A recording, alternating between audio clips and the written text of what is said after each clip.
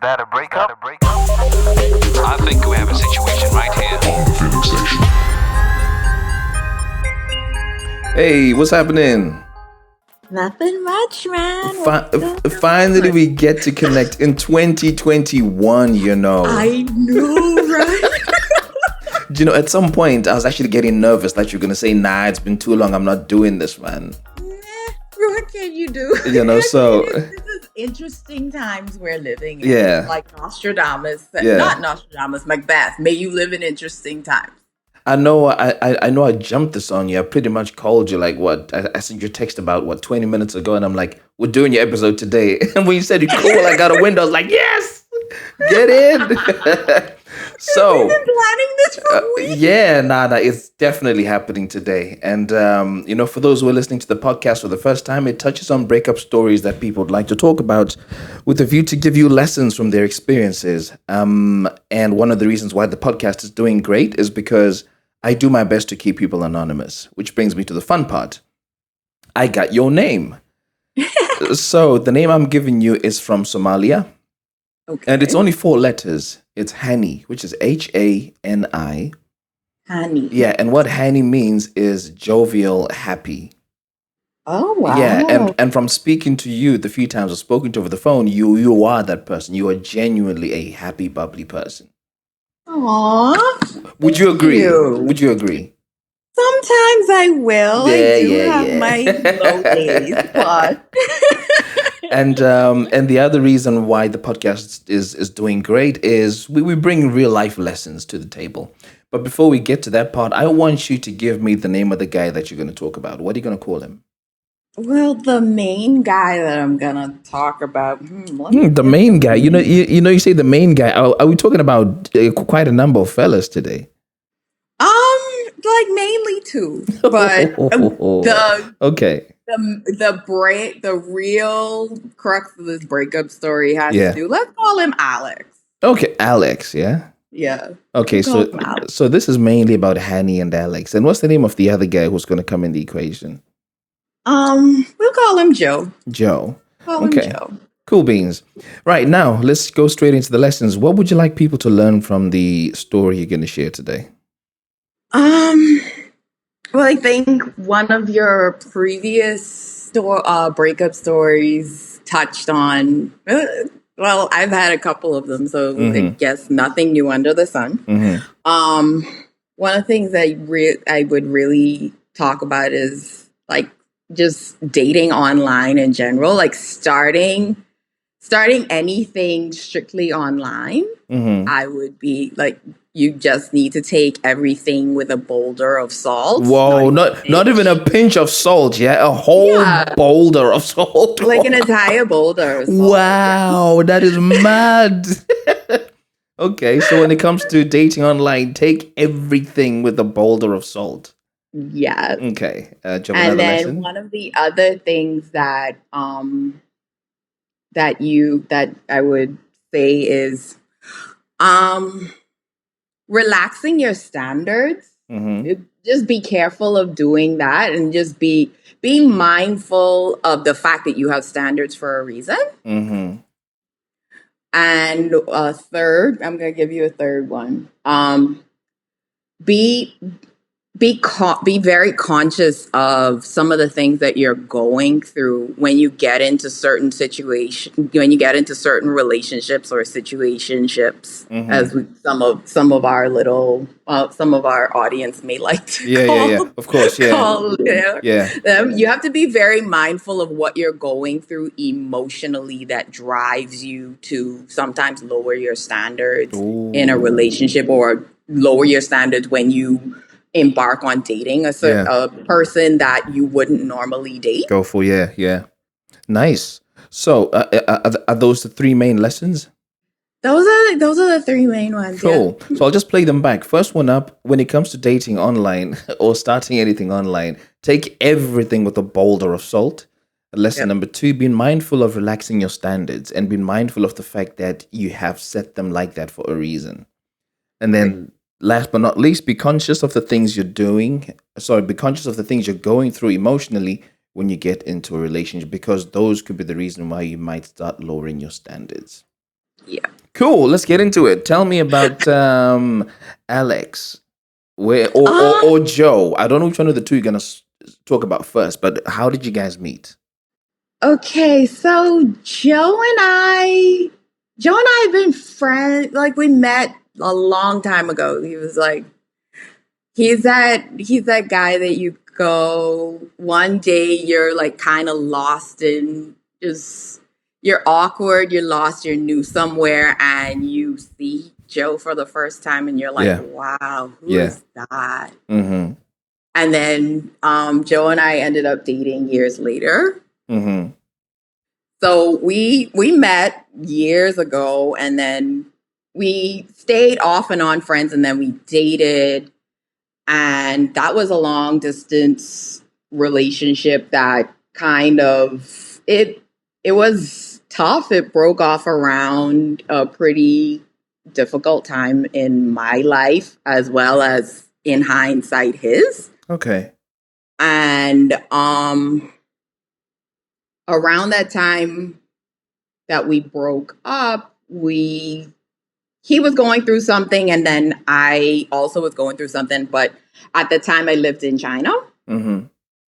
and the SARS quarantine of 2003 was about to start. Oh, right. Okay. Yeah. Yeah. So we had this falling out, and I basically pitched a fit, and I was like, I'm not going. I'm staying here. If SARS kills me, it's gonna kill me. Wow. And I was like, it was basically because of a guy that I was like, okay, I'm gonna stay in lockdown for however long this is going to take at the Wow. time. And so that ended up being one thing. So it like we broke up, and there Mm. was a lot of isolation. But the thing with me and Joe was like things were pretty serious. Like we were talking marriage, we had met the family, we had done all of those types of things. But that had happened. We both kind of got short sighted, and then I just elected to stay in lockdown in 2003 in China. Wow. And after that, life kind of went on. Mm-hmm.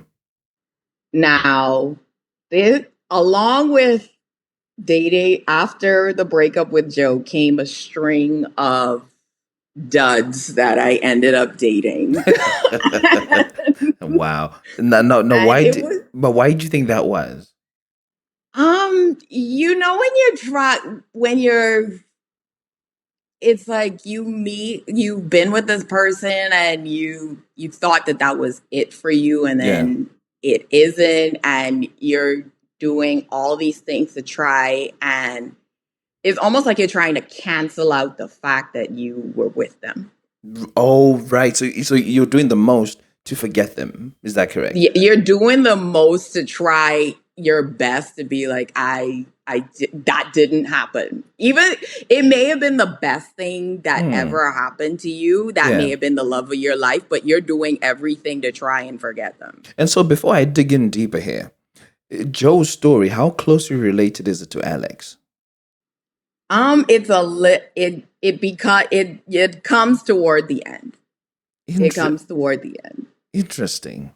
So the stuff with Joe, I know you've just really brushed over the fact that you guys went through some stuff, or your stuff on his hand, stuff on yours.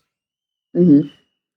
Now, was this stuff so intense that it made you guys really not focus on marriage? Like how deep are we talking here? What sort of stuff? Let me start with your side. What sort of stuff were you going through? I was getting ready to embark on a pretty long journey in terms of studying. Mm-hmm. He had just completed his studies. He was just returning to where we're from. Mm-hmm. Planning, like looking to go into the workforce and all of that. So he was at the beginning of his like Career, pretty much. professional Yeah. career. Mm-hmm. I was just going off to school. And I was and your meeting point was online? No, No, because you we guys met had in like a friendship already from a long time yeah, ago. Okay. precisely.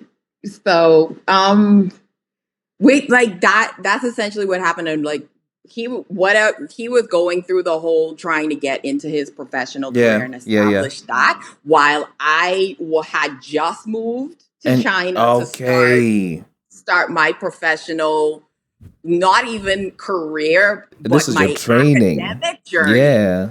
So I'm already looking at where I'm gonna be away for at least 5 to 6 years, because I'm Wow. living in China. I'm gonna have to. There's a possibility that I'm not even going to be studying in my native tongue, which is English. Wow. So I'm not going anywhere for a while. One of us needs to grab a Snickers at this point, Of right? course. Yeah, yeah, that's right. So that's essentially what happened. And what, like, at some point it just got Too so much. intense that it was Yeah. like, maybe we're looking at maybe we're focusing on us too much. You Mm-hmm. need to focus on studying, and I need to find my footing. Okay. And in my 17, 18-year-old brain, I heard that as, I don't love you, bye. Wow. And can you imagine, right? That hurts you so. What that riled you up so much. You're prepared to die from SARS. Yeah, precisely, right? Like, I don't even want to Wow. see this person. I don't even want to see Joe. It was to a point where, like, Joe's family, like someone in Joe's family, it was like, look, honey, like things are like the news is pretty rugged out there. Like, please come home. And I'm like, I get it, but you don't have to worry about me anymore, because I'm like, not like, we broke up. Yeah, yeah, Like, yeah, Joe and yeah, I are done. Like, what? Like, why are you concerned about me, right? yeah, yeah. So that happened. So like I said, the breakup with Joe then led to me A string of dating a duds. string of duds. When I say Yeah. a string of duds, I met a guy, and what he did was, he was seeing someone else. I found this out by chance. And I was like, no, I'm not dealing with that. But when I started dating someone else, he tried to pull strings on me. Oh. Like, I was dating those types of guys. Wow. Okay. It was like a real palate cleansing experience. Yeah, yeah, yeah. So I was like, I started to get like really in my feelings about the whole dating situation, and just going through so much with like school and everything. Because I mean, school was tough. I had basically gone there, I'd learned Chinese, Mm-hmm. and a year after I started learning Chinese, and half of which I didn't even get to spend in a classroom, because we were locked down with SARS and like everything had shut down. I had Yeah. basically taught myself part of the time. When I got to my professional career, Mm-hmm. I could maybe understand in class in terms of listening. I could maybe understand 40% when I first started. That's crazy.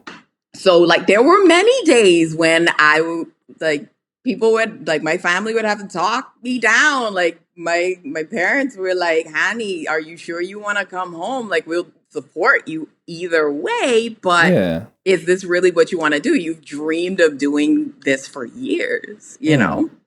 So it came to that point. So I was going through that.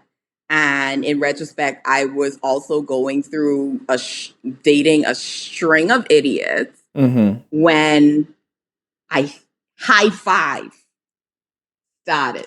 You What? remember Wait a minute. Are we talking about a hi-fi, the app that I'm thinking? the app? Oh my gosh. I don't know if I have some people listening to this episode who do not know high five. I think there's a possibility there might be that's some old thing. Jeez, that's like the Facebook of what? The Facebook before of 2000, between like 2000 and 2005, maybe 2006. Yes. Jeez. Okay. So you get onto Hive. Oh, I think I see where this is going now. Oh, now you see where this. Yeah. So I jump on High Five, and like some of my friends from back home are on there, and up pops Alex. Mm-hmm. Alex sends me this long message. Like that was the sliding in your DMs before sliding in your DMs was Interesting. was actually a thing. So he would have seen something that caught his eye at the time for him to come your way, right? Oh, for sure. Nice. Probably a picture. Now, Alex is also Mm-hmm. from back home. Mm-hmm. So Alex sends me this message and he's like, I see you doing big things. Wherever you are, keep working hard. Mm-hmm. Success is gonna come to you. I don't know, like you may not remember me, but I actually had a big crush on you when you were Oh. in high school. Oh. And I never got the chance to tell you. Oh. And this is all very random, but in the same essence is like, wow, this guy is Mm-hmm. paying attention to me. Yeah. You know? So I'm like, okay, so I answer him back like, wow, thanks. Yeah, like where would we have met and stuff like that. So the way that it is where I come from, a lot like the private schools kind of have their own association, and we would have like joint track meets and things of that sort.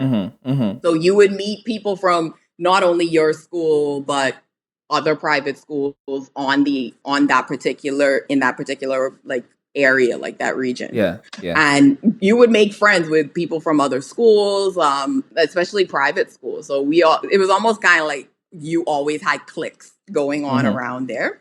Mm-hmm. So I was like, maybe, like to me, I was like, okay, maybe I did meet him, maybe I did, but I like see. in my state, I'm already going, this guy's paying attention to me, Mm-hmm. and I guess he may be kind of cute. He wasn't my type physically based Yeah. on what I saw in the pictures that he had on High Five. Mm-hmm. But then, I don't know, somewhere in my brain, I was like, oh, he is kind of cute. Okay. But because I am the first person to admit I have a type. So what's your type that he didn't Um, fit? oh yeah, you have to be fit. Okay. Like fit, like not just like for me, it's not a like before that I dated a lot of athletes. Mm-hmm. Not necessarily professional athletes, but people who at least trained almost on an athletic level. Like either they were in high school sports or they did college ball or stuff like that. And from the pictures, Alex wasn't looking like that guy. Alex was definitely not looking like that guy. Okay. So, so we took the conversation to Messenger. Like Oh. MSN Messenger was a Oh, hot what? thing. Oh my God. So conversation Jeez. moves to Yeah. MSN Messenger, and we start talking like every day. Like Yeah. I'm talking 21 questions going on for days. Yeah. And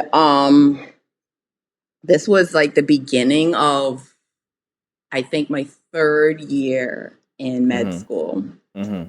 And I'm starting to get my footing in med school at that point. And like we're talking every day. So this guy's getting in a little bit. Like, and as the days go on, I don't know if maybe it was the amount of alcohol I was drinking. He when I started was getting in more med attractive. school. It's like, ooh, he's cute, you know? Oh, Like, that funny. way, right? Like he wouldn't normally be my type, but yeah, he's good looking. Like he could get it, you know?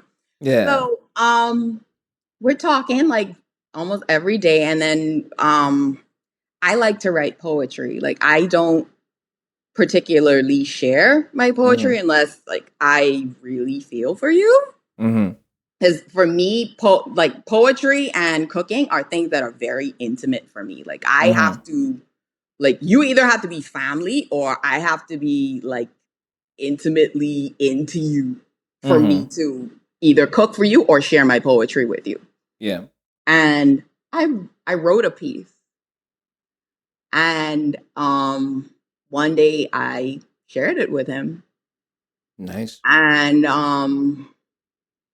I can't remember what the response was at this point because it's been so long, but at some point shortly after that, like he starts talking about how like he loves me, and we start doing the whole I love you too thing. Wow. It got to that point, and then he basically brings up the fact that he was like, I need you to be kind of patient with me because you're the first person that I've loved since I broke up with my high school sweetheart. Okay. And he's like, my high school sweetheart and I were together for like 7 years. We broke up like not too long ago, and I just need you to be patient. Did that make you feel like a rebound by any chance? And I said that. I was like, what is there stopping me from being a rebound? Yeah. And he didn't really have a good answer for that. Let's just put it that way. At the time that you heard that, did you find this response suspicious, or you were just like, The response got suspicious, but immediately after that, yeah. he then goes silent for like a month. Rah. No answers to my messages, no answers to my emails, nothing. So he pops back up, and this is about a month before my final exams for that semester. And his tone goes from like, baby, I love you, and this, that, and the next, to you're probably out looking for some man to replace me. Like, oh, I see you've forgotten me and all this kind of stuff. And it got to be like that every day. And I'm sitting there, like, eventually it clicks to me, like, this man is projecting, like, this nigga projecting on me. Wow.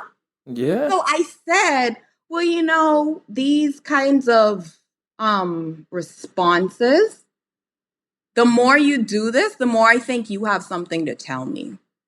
Right. And he goes, yeah, well, the reason why I've been MIA for a month was me and my ex-girlfriend got back together. Surprise, surprise, huh?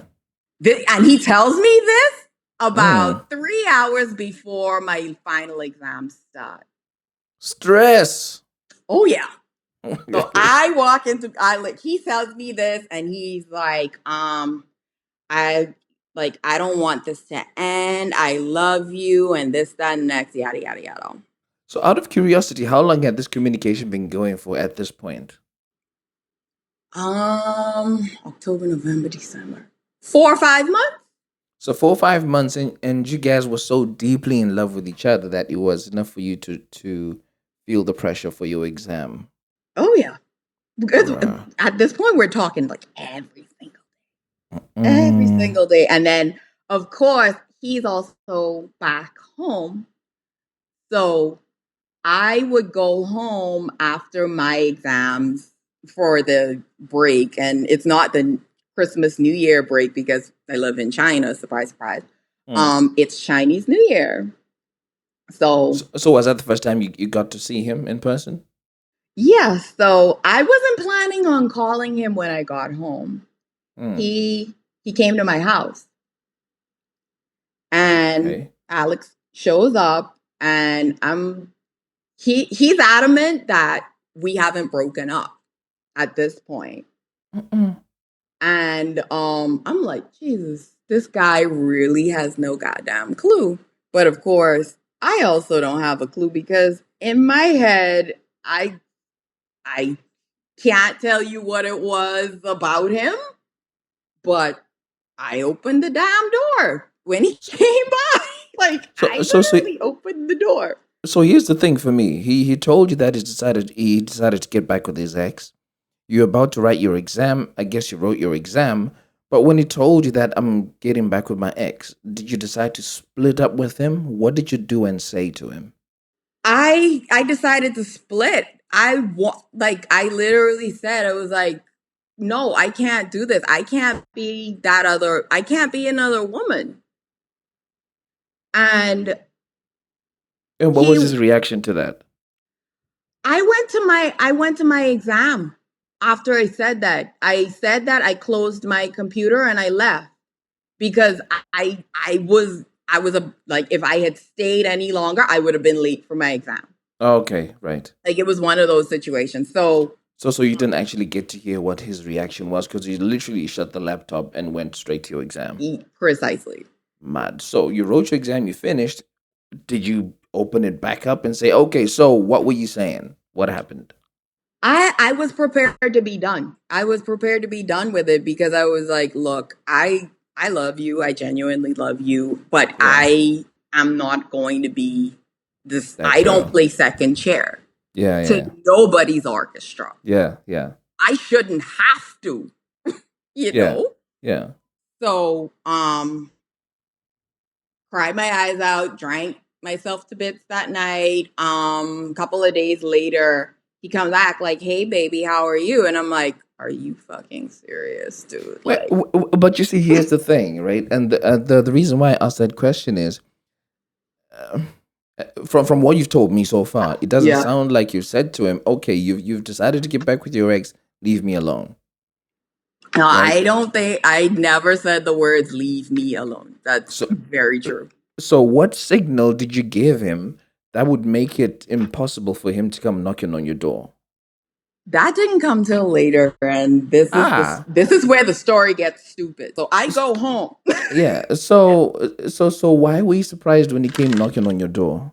Because I had already told him that he needed to make a choice. Like I wasn't going to be second, and he clearly was back with. In hindsight, he probably never left her.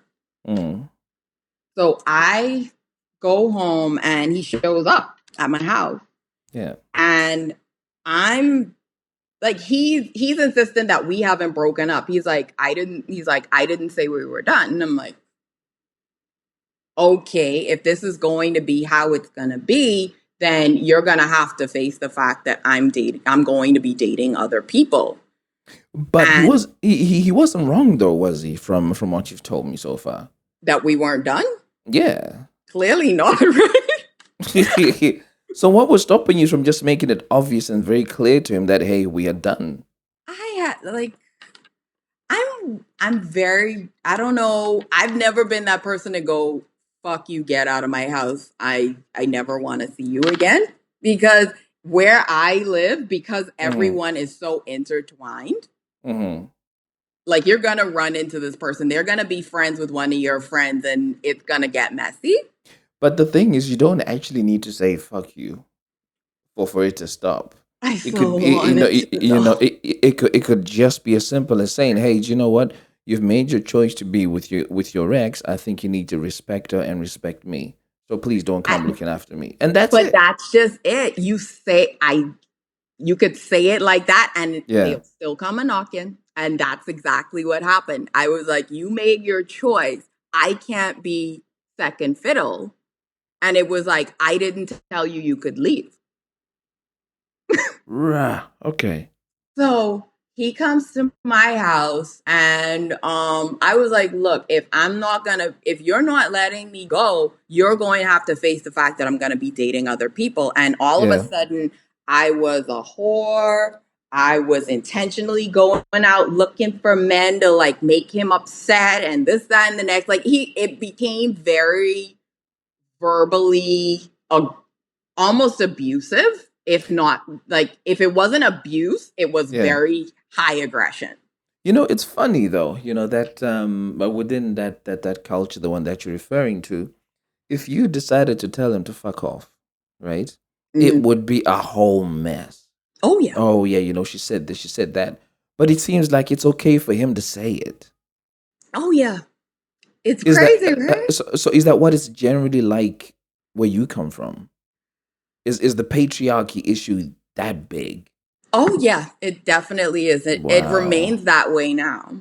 But Okay. it gets better Yeah, yeah. because I ended this is where I'm in the wrong, and I'm not afraid to say this. I slept with the dude. You slept with him. Yeah. What the fuck? Yeah. I Why? slept with him. I will never be able to figure out why. Nah. I did sleep with him. I'm And pretty sure you can figure out why. Or if not, I could try and help you. Were you feeling horny? that was part of it. Although I could have found dick elsewhere. So what? So why did you choose his? I I don't know. That first night he came by, we had that big argument. Like he kissed me. I didn't. I if I tried to pull away, it wasn't for long. The kiss made me weak in the knees. It's fucked up. I know. So the story gets even more ratchet from Okay. here. Okay. Story gets even more ratchet from here. Yeah. So somehow I end up at his house. Um, and he introduces me to his mother. He's like, What "Hi." the hell is going on Alex here? goes, "Hi, mom. This is my girlfriend, Honey." And she refuses to shake my hand. Ooh. And for me, in retrospect, hindsight is always 2020. So I'm like, in retrospect, I could see why. So, Did she know um, about his ex? Well, ex in quotes. oh, they're married now. Well, now, but at the time when he did the introduction to his mom, did his mom know the girlfriend who he claimed he'd broken up with? She probably knew, and it was Okay. probably one of those situations where it's like, I've already met one girlfriend. I'm Oh, not okay, and meeting another. another one. So why did she refuse to shake your hand? I don't particularly know why at Mm. that point. In hindsight, maybe he had never, for me, in hindsight, I'm like, he probably never broke up with her. And this was just another girl he was bringing there that Okay, wasn't supposed to right. come by. Okay. So, mother is now not on board with me. And I'm actually dating around at this point, Mm-hmm. still in that almost palate cleansing phase. Yeah. But one night there's a party at his house, Mm-hmm. and some of our mutual friends are there. Mm-hmm. And this is like this part of the story is fucked up because Mm. I knew I was wrong too. Now I wasn't particularly feeling so great. So I went back into his bedroom. He came in. Um some more people came by and I was like, I'm not feeling very well. I'm gonna lie down. Mm. So I lie down and he turns off the light, he goes out front. So I'm lying down and I hear the door to his bedroom open and then shut again. Yeah. And next thing I hear is his mother screaming at the top of her lungs, "Get that whore out of my house. I'm going to have her arrested for prostitution. Get her the fuck out of my house." Whoa. Like, I swear the entire neighborhood could hear. All of his friends are there. So they basically devolve into a shouting match. He's like, "Don't call her a whore. She is not a whore." And this, that, and this. And she's like, "I'm calling the police for this woman." Yeah. At that point, I What, get but my what it, purse, put on but my what is it? shoes. But what is it that she didn't like about you? Like I said, in retrospect, it was probably that he never had broken up with the other girl. Damn. Okay. To me, in retrospect, that could be the only reason why. Yeah. Yeah. So I'm upset at this point. I'm shaking. I basically dart out of the house. He didn't even realize that I left. One of our mutual friends that was still watching, we were watching Sunday Night Football to start with. He saw when I left. And I'm by the time I get in the car, turn on the car and like drive off, I'm sobbing. And I can't go home and tell my mother this story. Yeah. I can't. I most of the people that I know in my life were like, "Why the fuck are you with him? Still with him?" So I can't. There's no one that I can turn to except for one of my male relatives that was having a party, a Sunday night football party at his house. That was a ways away. So I am crying and I floor the gas to the car. And on the way to my cousin's house, there are these roundabouts and these like steep these hairpin turns and stuff. And on one of these hairpin turns, there's actually a lake on the other side. Ooh. And I came a few feet away from dropping that car straight into the lake. Like I came to a stop and had to catch myself. Is this because you were in a state? So you weren't really paying attention to the road? I wasn't. And I went off the road and I almost sunk that car in the lake. So by the time I get to my cousin's house, I'm just tears at this point. I'm just tears at that point. And there I tell him what happened and he's like, okay, what do we need to do? Like, do you need me to send goons after him? Do you need me to cut off phone services? Like, what do you need me to do? Like, just say the word, I'll have it done. Yeah. And I'm like, you know what? It doesn't even matter anymore. So, that is what broke things off essentially, although I did hear from him several times after that. There was, baby, talk to me, come back. My mom says she's sorry and this, that, and next. And I was like, really? So out of curiosity, is he the only male in his family? No. He was one of two or three. Is he the firstborn? Yes. Okay. So because I'm trying to understand why his mom would be so protective. That sounds almost wild. Oh yeah. You know, I mean, parents love their children. Yeah. I mean, but for one, her not to shake your hand, and then two at the party scream and call you a whore and say all sorts of things, pretty much to go to any length just that he's not with you. Exactly. He's did he behave like a mummy's boy generally? No. Man, maybe she had separation issues, eh?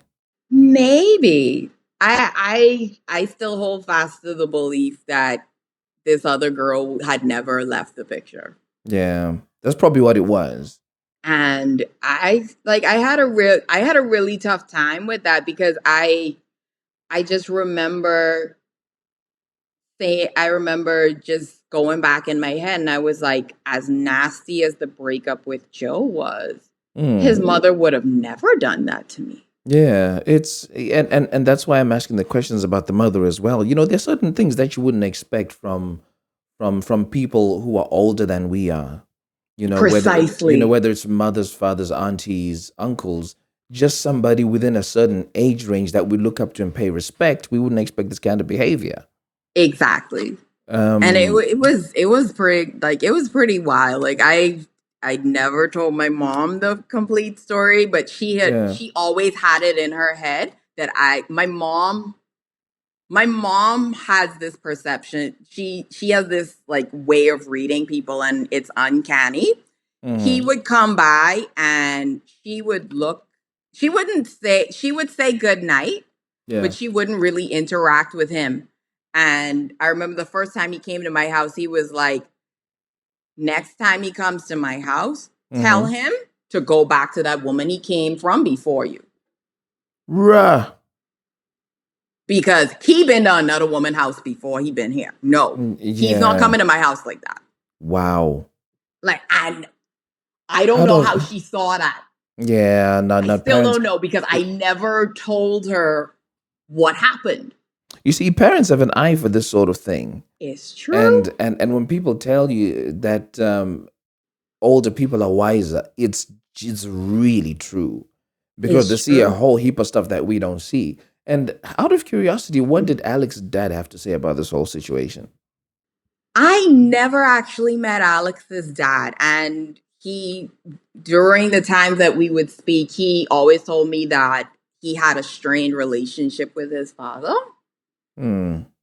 Like it was always kind of like from a distance kind of thing. Okay. So I didn't pry too much into it and I Yeah. left it at that. But like I remember him coming around a couple of days afterward, like, baby, please talk to me. My mom says Yeah. she's sorry. Like she doesn't know what came over her, this, that, and the next. And I I had like serious PTSD over Really? that incident. Like it took me a good maybe year and a half before I could You got back to actually yourself. like Yeah. engage in sex with someone. Like it would get to like the kissing part and I would pull away. Dang. Like it was bad. It was really bad because I would get these like really severe flashbacks and Flashbacks. like Yeah. anytime like sometimes I would even get kind of flinchy when people would like call me out my name and stuff too Mm-mm. because when like at that point when he tried to like come back, I was like, like you're not the one that had to go through this, and you need to look at this as the end point now. Yeah. If this wasn't enough of an end point for you, I don't know what else will be. And he was like, he tried to do that whole manipulating me thing again because Yeah. I had already disclosed to him that I felt a certain way about not being able to. I hadn't been in a relationship longer than 6 months at the time, Mm-hmm. like full on, like more than 6 months. And I had shared that with him in confidence, and he took that and he was like, I Okay. could understand why you would tell me to walk away now because you're just a Oh. commitment phobic whore that wants to jump from bed Oh to bed my and man to God. man Yeah. because Yeah. you can't be in a relationship for longer than 6 months. Mm. And I, at that point, I had already shut down in my mind anyway. So I was like, Yeah. yeah, okay, I'm a commitment phobic whore. Okay, your mother basically said things that nearly culminated in my death. But yeah, Yeah. I'm the commitment phobic whore because I won't come back to you for more of that. So how did you feel when you found out that he got married to her? Um, I didn't feel anything by then, you know. Yeah. Because at that point, sometime before, I had already resolved in my mind that, you know what, he had never broken up with her. Yeah. He was trying to have his cake and eat it too with you. And it took me a long time to kind of forgive myself in the fact that I let him Yeah. eat his cake with me. You Dang. know, so I had to like kind of resolve that in myself, but like Yeah. I looked at that situation so many times that I would just look back and be like, Yeah. Yeah. Joe would have never. Nice. Like every time I would think back, I'd be like, Joe would have never. Never done this. Yeah. I mean, isn't it funny how sometimes we think that we've had the worst until something crazier knocks on the door and you're like, geez, my situation wasn't as bad at all. Exactly. Yeah. Like Yeah. I could have waited 6 years to go back to Joe. Like Yeah. I didn't have Yeah. to Yeah. go Yeah. through that. Wow. Right? Your But lessons really came to life, actually, and I'll just play this back, just as we're wrapping this up. yeah. First lesson is, for as long as you're gonna start something online, in this case, high five and MSN message, right? Take everything with a boulder of salt, and you couldn't have said it any better because this guy was just moving mad from day one. Yep. He never really left his ex. And then secondly, be mindful of relaxing your standards and be mindful of the reason why you've set those standards up in the first place. And I guess part of this comes to play in the fact that you said to yourself that you're not going to be with this guy, but Yeah. then something within you made you sleep with him in a way that you still can't really figure out or explain today. And Yeah. that ties very well into your third lesson, which says be conscious of the things that you're going through emotionally when you get into a relationship. You were out there trying to cleanse Joe from your palate as much as you could, and I guess it made you compromise your standards. Oh, for And you sure. ended up going for something that you knew wasn't good for you, wasn't really of your liking or your taste. Uh, you ended up doing weird things, ended up getting abuse from parties close to him. A whole heap of stuff just went wrong Oh, yeah. because you're not conscious of that. Those are really solid lessons. And, just as we close this out, are you now very, very, very conscious and aware of your current situation before you get into something? I do my best to be. I Mm, definitely do my best to be. I'm one of those people now. Like I after I finished med school, and I went into practice, and I dated a few duds, a few frogs here and there. I've yeah. kissed a lot of frogs. Yeah. And I've met a few gems. Like I mean, Nice. Joe and I we're actually very good friends to this day. Is Joe married now? No. Ah.